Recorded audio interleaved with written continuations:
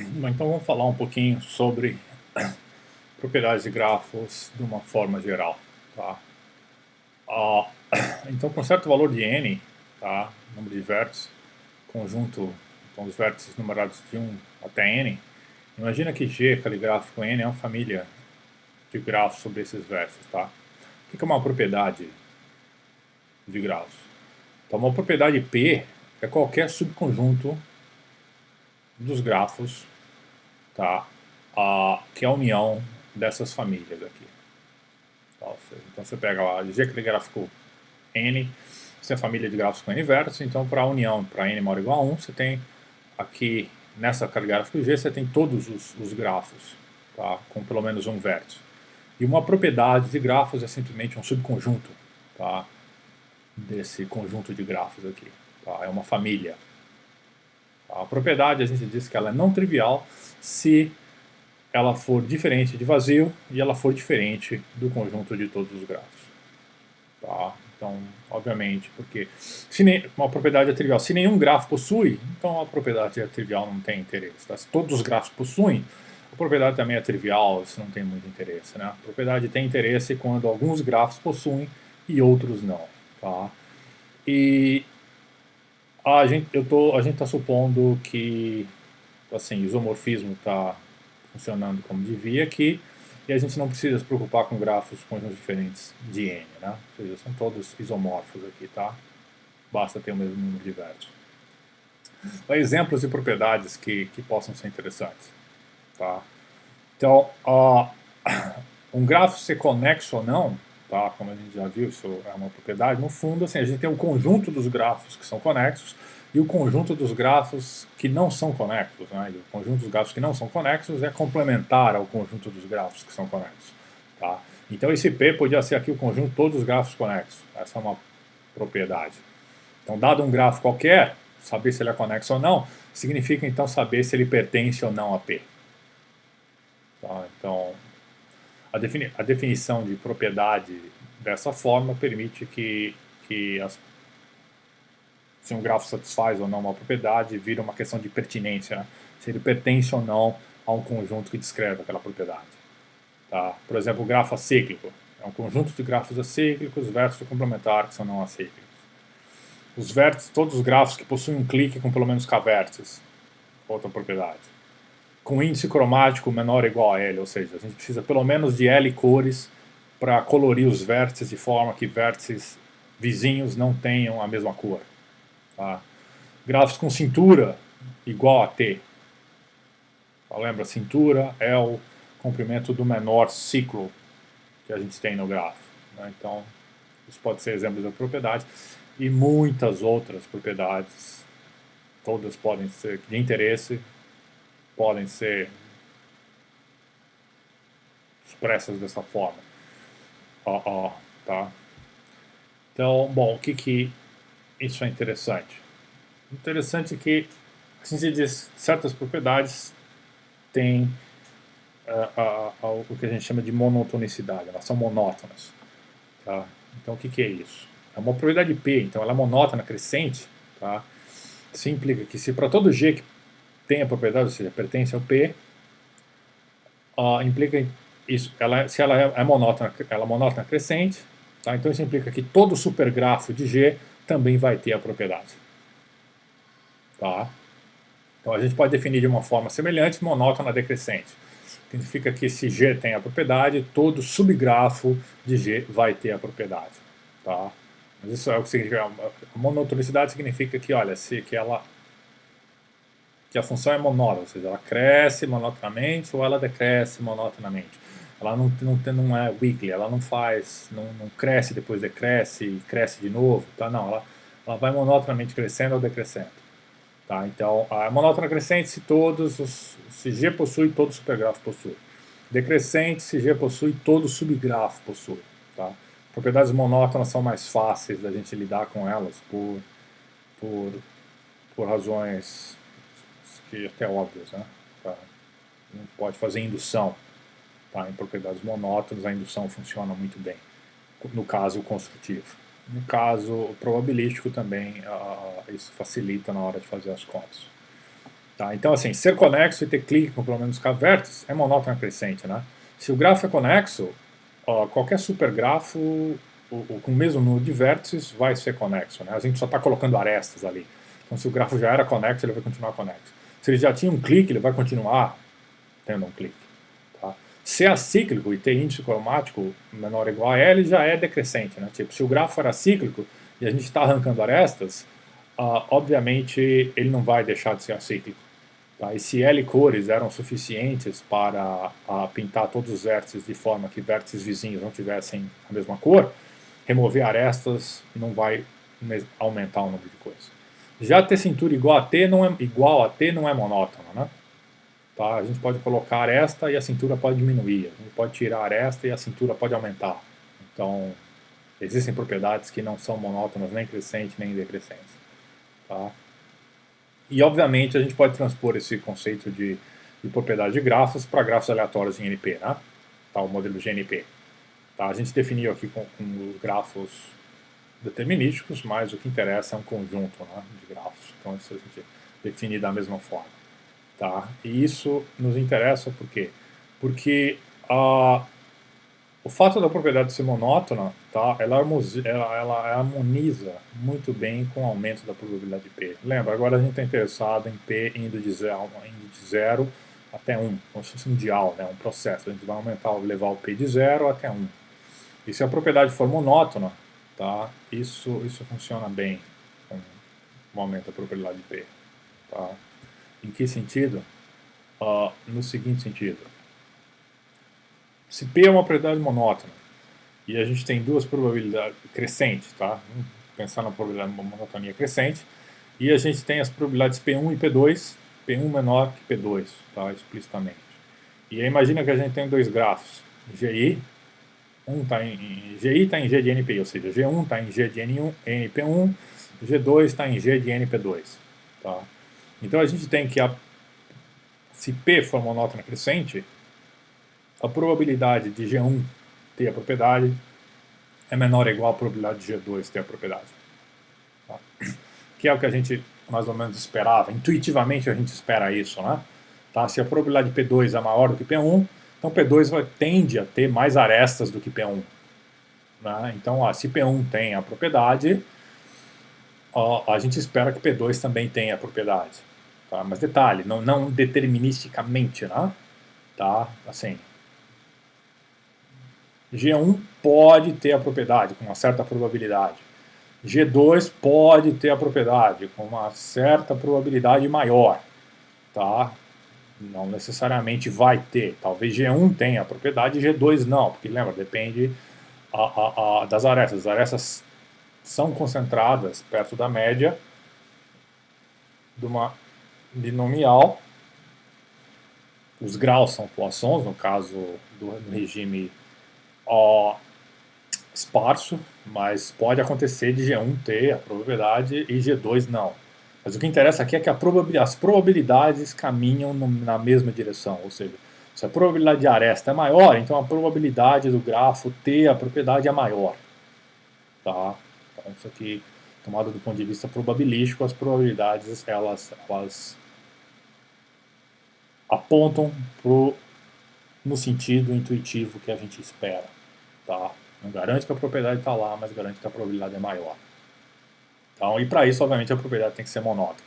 Não é difícil perceber que se ela for monótona decrescente, a gente pode inverter a desigualdade aqui, né? Tá? De menor igual para maior igual. Então, por isso a gente vai mostrar um lado só. Tá?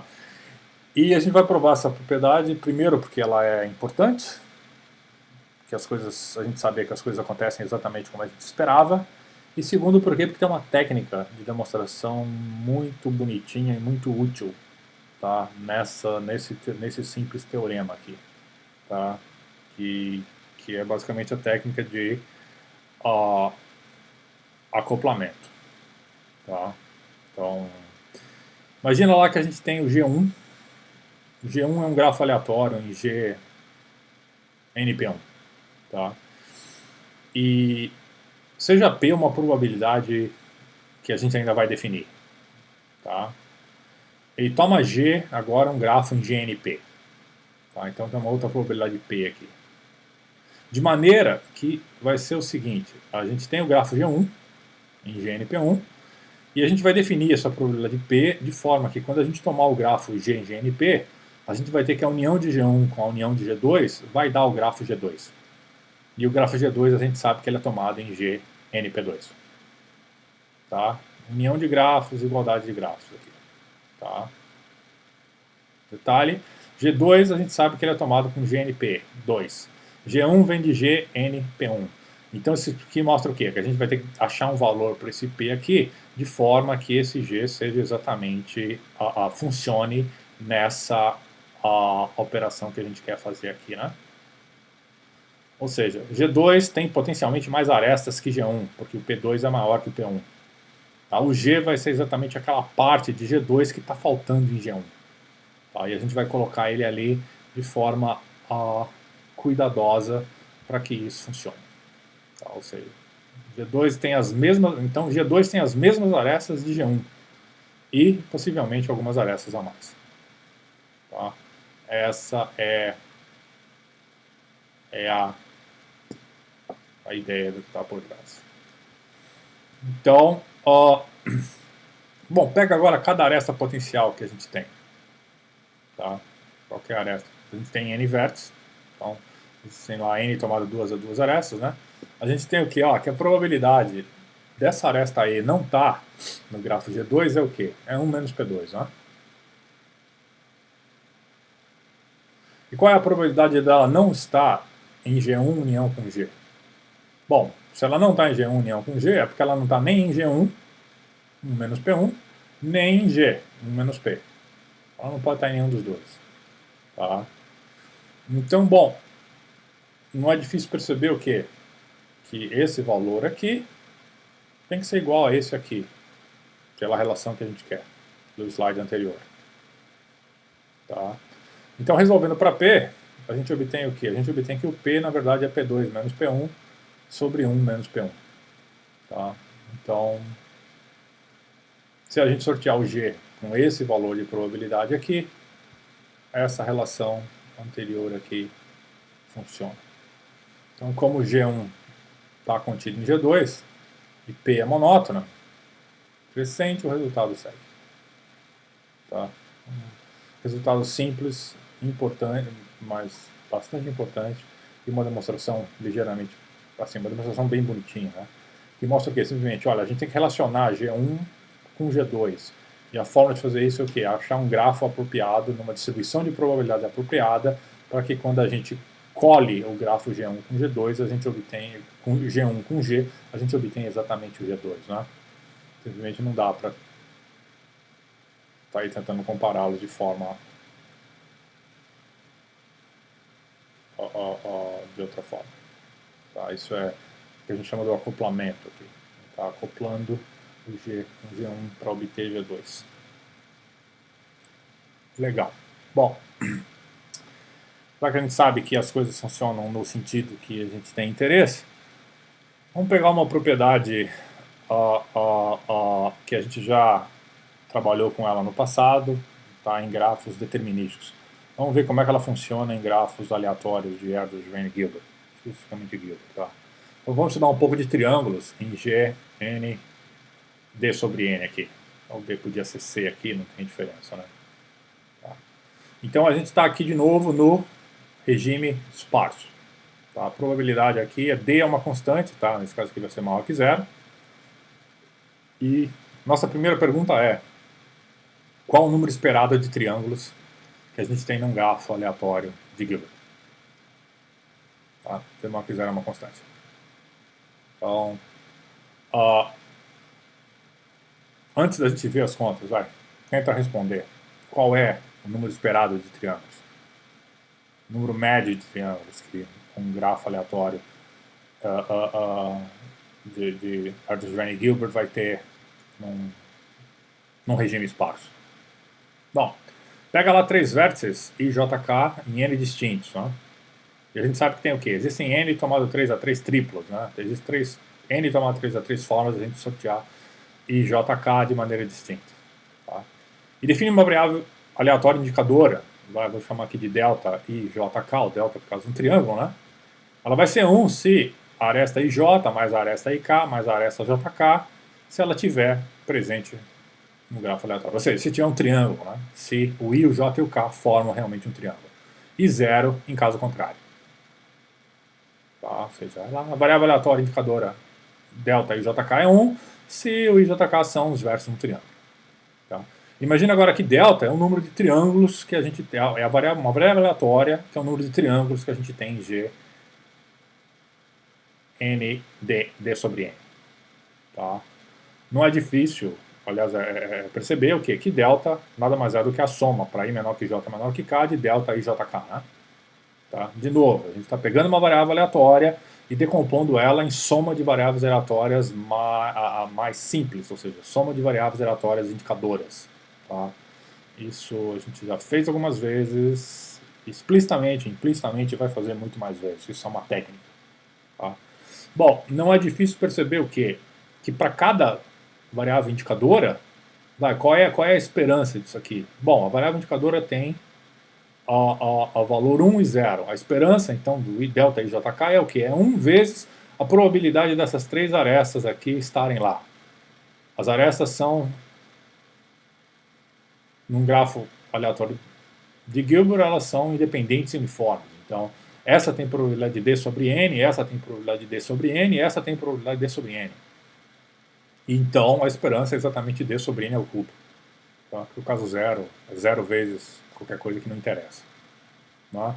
Então, a esperança de cada variável aleatória, delta IJK, indicadora, é D sobre N ao cubo. Tudo isso ao cubo. Então, segue o que? A esperança, de novo, usando linearidade da esperança, a esperança de delta, então, é a esperança da soma, que é a soma das esperanças. E a gente sabe o quê? Que existem n tomado 3 a 3 triplas vezes d elevado a n ao cubo. Tá? Fazendo as continhas aqui, a gente vai ver que, olha, isso aqui é aproximadamente d ao cubo sobre 6. Não é exatamente, mas é perto, né? Tá? Aquela história lá do n, né? Aqui vai ter n, n menos 1, n menos 2. Olha, quando n está crescendo, isso aqui cancela com esse n ao cubo aqui de baixo e vai dar, isso aqui vai dar d ao cubo sobre 6. Tá? Então, no fundo, o número esperado de triângulos é d ao cubo sobre 6. Num grafo de Gilbert no regime esparso. O que você obtém dessa informação aqui? O que é fácil observar aqui? O número de triângulos é pequeno, né? Bom, primeiro, obviamente ele depende do D. Né? Assim, se o D é positivo, mas se o D for pequenininho, for bem pequenininho, o que a gente espera aqui? A gente espera que o número de triângulos não chegue a 1, né? Tá? A verdade é o seguinte, assim, para a gente ter pelo menos um triângulo, o D ao cubo aqui tem que ser pelo menos maior do que 6, né? Tá? Se o D ao cubo aqui for a raiz cúbica de 6 aqui, isso aqui vai dar aproximadamente 1, então a gente tem pelo menos um triângulo, né? Então, assim, se o D for grande, mas lembra, o D é constante, tá? Então, o que interessa aqui, basicamente, é que o D é constante, então o grau médio é constante. Então, o grafo é esparso. Então, o número de triângulos que a gente espera nesse grafo esparso também é constante. Se o grau médio for muito pequeno, nem triângulo vai ter. Por quê? Porque não vai ter aresta o suficiente para fazer triângulo. Tá? Mas se o grau médio constante não for tão pequeno, a gente vai ter algumas arestas ali, então alguns triângulos podem surgir. Mas não vai surgir muito triângulo na média aqui, né? Detalhe, na média. Tá? Na média, o número de triângulos é constante e é pequeno. Tá? Tudo bem, se a gente pegar o D aqui igual a algo que fica aqui no coeficiente, fica aqui, D muito grande, 6 milhões, claro que o N vai ter que ser gigantesco. Aí a gente vai ter mais ou menos 1 milhão de triângulos. Mas perto do que poderia ter, com o tamanho do N que a gente precisa aqui, né, para o grau médio ser para o grau médio ser 6 milhões, então esse gráfico tem que ser gigantesco, né? Então, mesmo assim, o número de triângulos é pequeno, né? Então, bom, o que a gente já espera disso aqui como consequência? Já dá para esperar algumas consequências com relação a transitividade desse modelo, desse regime esparso no modelo aleatório, né? A gente tem poucos triângulos, então a transitividade tende a ser baixa. Vamos ver todas essas coisas que a gente falou com um pouco mais de cuidado aqui, vai. Então tá, vai. O resultado garante que, em média, a gente tem d ao cubo sobre 3, 6 triângulos. Tá? Primeiro, a gente não tem nenhuma garantia de que isso acontece com alta probabilidade. Tá na hora de a gente começar a falar isso. A gente sabe lá que aqui em média a gente tem lá d ao cubo sobre 6 triângulos.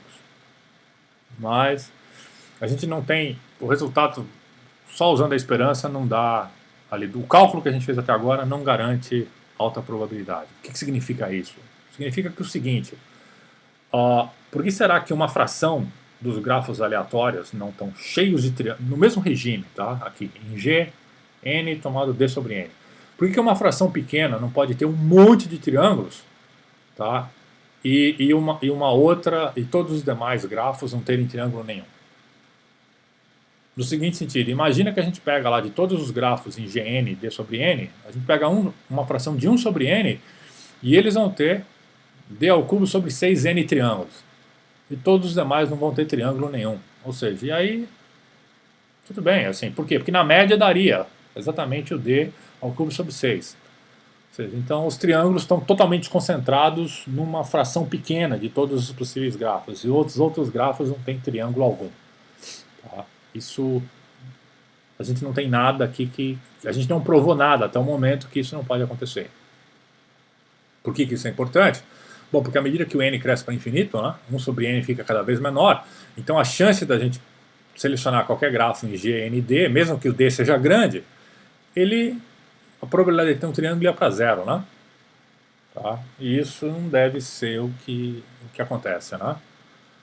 Tá? E realmente não é o que acontece. Por quê? Porque para que isso, se isso fosse verdade, o número de triângulos teria que superar em muito a variância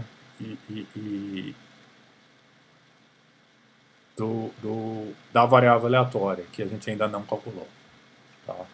Ou seja, está na hora de a gente pensar nas desigualdades de concentração aqui. Tá? Basicamente é o uso de desigualdades de concentração que vão garantir para a gente que, olha, que a média de triângulos é essa aqui e isso aqui vai acontecer com alta probabilidade. Tá? No seguinte sentido, não, os triângulos não vão estar concentrados numa fração pequena dos grafos e uma fração grande não vai ter os triângulos. Por quê? Não, porque, olha, a variância teria que ser muito alta, tá? Superar em muito o valor esperado para que uma situação desse tipo pudesse acontecer. Tá? E isso é o que a gente vai fazer, a gente vai mostrar isso com desigualdade de Chebyshev. Tá? Então, nossos próximos passos. A gente já sabe que a média dos triângulos, o valor médio do triângulo é d ao cubo sobre 6. Tá? De novo, isso aqui é pequeno. Tá? Não é difícil perceber que, dependendo do valor do d, o grafo não tem triângulo nenhum, porque nem aresta ele tem. Se o d for maior do que 6 ao cubo, então a gente pode ter algum triângulo. Mesmo assim, o número a transitividade que a gente espera aqui é baixa. Tá? Só que a gente tem que transformar agora esse argumento num argumento de alta probabilidade. Porque para evitar que, para mostrar que, olha, que de fato os triângulos estão lá. Tá? E não que eles estão concentrados e que a gente pode, a chance da gente pegar um grafo com triângulo nesse regime esparso tende a zero. Tá? Isso é o que a gente faz na próxima aula, porque é uma técnica simples, mas extremamente interessante, e a gente vai replicar ela em muitas outras propriedades. Ok? Então, até lá.